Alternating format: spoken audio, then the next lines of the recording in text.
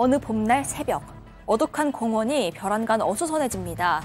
몇 명의 젊은 사람들이 한 곳에 모여 있는데 자세히 보니까 프라이팬에 망치에 공원엔 어울리지 않는 웬 장비들을 하나씩 손에 들었습니다. 그리고 그 장비들로 땅을 파기 시작하는 이들. 옆에는 웬 장롱 서랍까지 놓아뒀는데 이곳에서 대체 뭘 하려는 걸까요? 오늘 사건연구소의 키워드는 친구를 살해한 잔혹한 10대들입니다. 예, 2012년. 자, 새벽 시간에 한 무리가 공원에서 땅을 파고 있다. 자, 그런데 손에 쥔 도구들이 들으신 것처럼 프라이팬, 망치. 시간도 이상하고 그 손에 든 것도 이상하고 말이죠. 네, 일단 이게 2012년 4월 17일에 경찰 신고로 시작이 됐습니다. 한 10대 남매랑 그 부모가요, 변호사까지 대동해서 경찰을 찾아옵니다. 우리가 사람을 죽였다, 자수를 하고 싶다라는 내용이었는데 그 10대가 19살 무렵의 청소년 남매였습니다. 자신의 또래 무리가 있는데 12일 전에 이 살인을 저질렀고 다 함께 그 사체를 공원에 묻었다, 이런 다소 믿기 힘든 내용이었습니다. 일단 양심의 가책을 느껴서 괴로워하다가 부모에게 이걸 털어놨고 결국 자수하기 위해서 경찰을 찾아왔다고 설명을 했는데 이 둘의 진술을 토대로 해서 수사가 시작이 됐습니다. 일단 좀 허무맹랑하긴 하지만 확인은 해봐야 될 거 아니에요? 그렇죠. 그 지목한 곳이 경기도 고양시에 있는 야산에 있는 근린공원으로 야산과 가까운 곳입니다.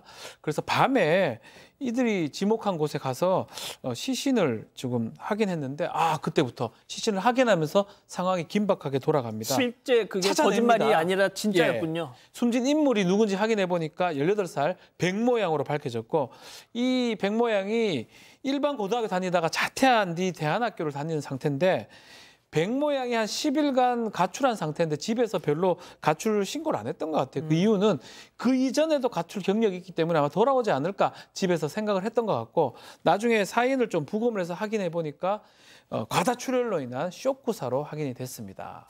자, 들으신 것처럼 숨진 피해자는 18살, 자수하겠다고 온 아이는 19살. 뭔가 이게 말이죠, 교수님? 네, 이 폭행을 한 무리는 그 여학생 5명, 그리고 이제 남학생 4명으로 구성된 17살에서 19살 사이에 있어서의 청소년 총 9명이었습니다.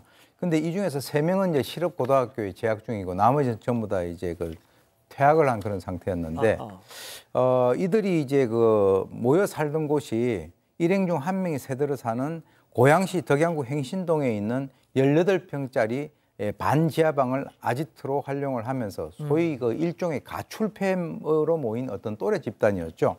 그래서 이제 길게는 약 2년에서부터 짧게는 한 3개월까지 여기에 아이들이 들어와서 어울려 살아오면서 그중에서 이제 나중에 확인을 해보니까 9명 중에서 7명은 폭행, 상해 등 전과가 있었고요. 그래서 경찰이 이들 중에서 이 사건과 연관돼서 폭행 가담 정도가 심각한 5명에 대해서 구속영장을 청구합니다. 얘기를 들어보니까 숨진 백양도 이 가출팸 무리와 함께 어울렸던 것 같은데 그 안에서 무슨 일이 벌어졌던 겁니까? 네, 이제 가출팸에서 여러 가출한 아이들이 같이 생활을 하는데 맨 처음에 이제 자수한 아이들이 있잖아요. 그 자수한 아이들한테 도대체 왜 이 백양한테 이렇게 행동을 했냐, 뭐가 문제였냐 했더니 백양이 보통 우리 뭐 험담도 하고 말투가 건방져서 혼내주려고 했었습니다 라고 얘기를 했고, 그다음에 이제 주동자가 있었어요. 그 주동자인 남학생 구모군을 불러서 뭐냐 그랬더니 뭐 피해자의 그 평소 말버릇이 너무 좋지 않았다라고 얘기하면서 너무 이상하고 어이없는 얘기를 합니다. 이게 도대체 친구를 죽일 이유가 됐느냐. 여자친구가 있는 남자 학생한테 고백을 했다는 거예요. 그러니까 이미 여자친구가 있는 남학생을 보고 나도 너 좋아했어 라고 고백을 하자 그걸 보고 혼내줘야겠구나 라고 생각을 해서 이 일이 벌어졌다고 합니다. 교수님 보세요. 저런 말도 안 되는 이유로 사람 목숨을 뺏었습니다. 그러니까 때리는 데는 뭔가 이유를 갖다가 붙여서 이제 그 때리는 그런 상황인데요. 실제로 이제 4월 5일 날 이 피해자를 바로 그런 이유로 반지하방에 불러가지고 야구방망이하고 빗자루로 이 구타를 갖다가 시작합니다. 그래서 오후 3시 정도 시작이 됐는데 무려 11시간 동안 아이를 갖다가 때렸다는 거죠. 그래서 새벽까지 폭행을 하다가 중간에 뭐 밥도 먹고 화장실도 가고 잠도 자고, 그리고 이제 주동자 이 구모군 같은 경우는 이 쓰러진 피해자에 대해서 성폭행까지 했습니다. 그래서 통상 이제 사건을 수사한 그 경찰 입장에서는 청소년들이 피해자를 때리다 가정에서 뭐 코피가 나거나 뭐 이렇게 되면 겁을 먹어서 도중에 그만두는데 오히려 이 그 또래 집단 같은 그런 그 아이들이 실제로는 그 가혹성이 더욱더 증폭이 됐다라고 하는 것이죠. 그래서 결국 이 피해자 같은 경우는 맞다 새벽 2시쯤 화장실을 갔다 와서 바로 이제 쓰러졌고 코피를 흘렸다라고 하는데 그리고 난 뒤에 바로 사망을 하게 됩니다.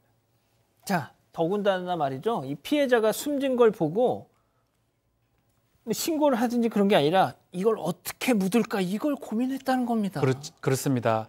숨진 사실을 확인한 다음에 이것을 유기할 방법을 하루 정도 고민을 했던 걸로 보입니다. 이 시신을 장롱 서랍에 넣어두고 시신 처리 방법을 논의를 하기도 했고요. 매장할 장소를 사전 답사하기도 했다고 합니다. 그래서 다음 날이죠. 하루 지난 새벽 2시쯤에 4월 7일 새벽 2시쯤에 시신 테이프로 묶어서 이 인근에 있는 300m 떨어진 공원으로 옮겨서요. 저기서 지금 보이는 후라이팬이나 망치 같은 것도 이용해서 땅을 팝니다. 그리고 거기서 안매장을 하고요. 다만 저기는 사실은 인근에 학생들이 많습니다. 중고등학교이기 때문에 주민들도 많은데 낙엽 같은 게 지금 많죠. 그렇기 때문에 땅이 파헤친 것들을 일반인들이 알아채지 못했던 것 같습니다. 근데 이게 제가 유기 장소를 사진으로 봤거든요. 근데 진짜 주택가 바로 옆에 있는 공원입니다. 자, 그런데 저런 상황이 벌어지는데도 신고 하나 안 들어갔다는 게 조금 의아해요. 저도 그 부분이 너무 안타깝습니다. 신고가 좀 들어갔으면 이 한 여학생의 생명이 이렇게 사그러들지 않았을 텐데 하는 생각이 들어요. 근데 뭐 몰라서 못하신 분들도 있고 무서워서 못하신 분도 있고 또 귀찮아서 안 하신 분도 있고 좀 합쳐 있는 것 같은데 어떤 이제 이유세는 왜냐면 여기 가지고 원룸이었고 얘네들이 있는 곳은 방지 앞방이었는데 그 위에도 원룸이 있었을 거 아니에요. 소리가 안 들렸냐 이렇게 9명이나 있는데 아니 남녀가 좀 싸우는 소리가 들리긴 했는데 그렇게 시끄럽진 않았다라고 얘기하신 분도 있고 너무 시끄러웠다. 밤새도록 음악 틀어놓고 춤추고 싸우고 소리 지르고 이런 사람들도 이렇게 소리가 들렸다라고 얘기하신 분들도 있고요. 또 맨날 이렇게 이 앞에서 담배 피고 있는 10대가 있었는데 뭔가 좀 무서워서 그냥 피해 갔다라고 얘기하신 분도 있어요. 어쨌든 이렇게 아무도 신고를 하지 않음으로 인해서 결국 이렇게 살인 사건까지 일어났습니다. 자, 근데 얘네 일당이 9명이잖아요. 자, 그런데 그중에는 정말 악랄한 인간도 있겠지만 이런 상황 자체가 되게 겁이 나는 친구들도 있었을 거 아니에요. 그러면은 뭐 신고를 한다든지 뭐 이런 게 있었을 수도 있는데. 네, 그런데 그런 조치가 없었습니다. 처음에 폭행 시작했던 건 이 무리 중에 4명이었는데 몇 시간 간격으로 다른 사람들도 속속 도착을 합니다. 그런데 이렇게 뒤늦게 도착한 사람 중에 한 명이 이 피해자인 백양이 유독 친했던 친구도 있었던 거예요. 그 친구한테 이 백양이 다른 사람들 눈을 피해서 제발 경찰에 신고 좀 해달라면서 눈물을 흘리면서 애원을 했는데 하지만 그 친구는 외면을 했습니다. 심지어 폭행에 가담까지 했습니다. 이후에 숨지고 또 안매장까지 한 뒤에 일부는 집으로 돌아갔고 일부는 그 범행 현장에서 태연하게 먹고 자면서 계속 지내왔던 것으로 조사가 됐습니다. 그런데 이 폭행에 가담한 무리 9명 중에는요. 2쌍은 남매였습니다. 그러니까 남매들도 있었고 사귀는 커플도 2쌍이 있었습니다. 또 심지어는 이들 가운데서 3개월도 안 된 임신부도 있었고요. 출산한 지 3달이 안 된 산모도 포함돼 있어서 충격을 더 줬습니다. 이들은 현장 검증도 태연하게 진행을 했습니다.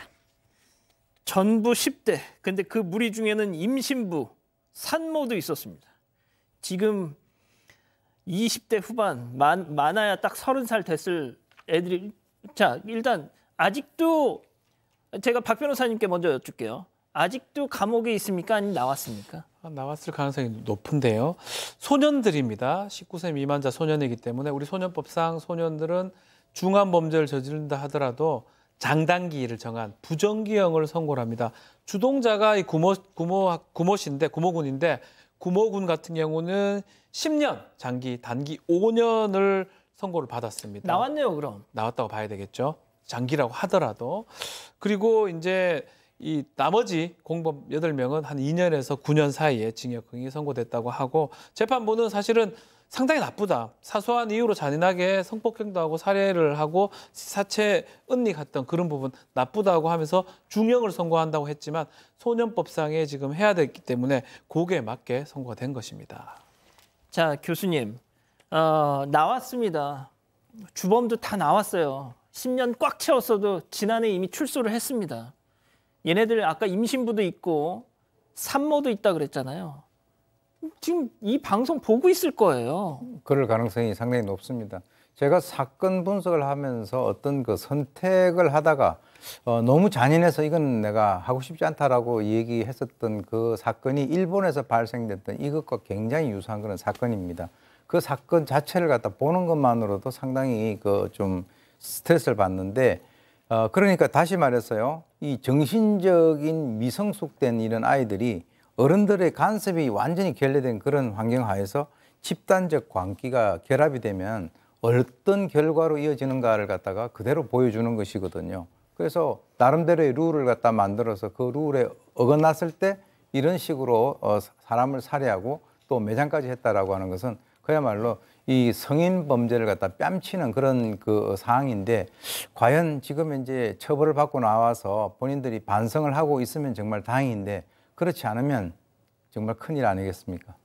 지금 20대 후반일 텐데요. 그 임신부였고 산모였다는 그 지금 부모로 살고 있을까요? 아니면 또 낳고 또 뭐 보육원 같은 데 보내서 또 진짜 제가 오늘 이 사건을 좀 들여다보면서 참 오만 가지 생각이 들더라고요. 가족 여러분, 잊지 마시고 구독과 좋아요, 알림 설정 여기.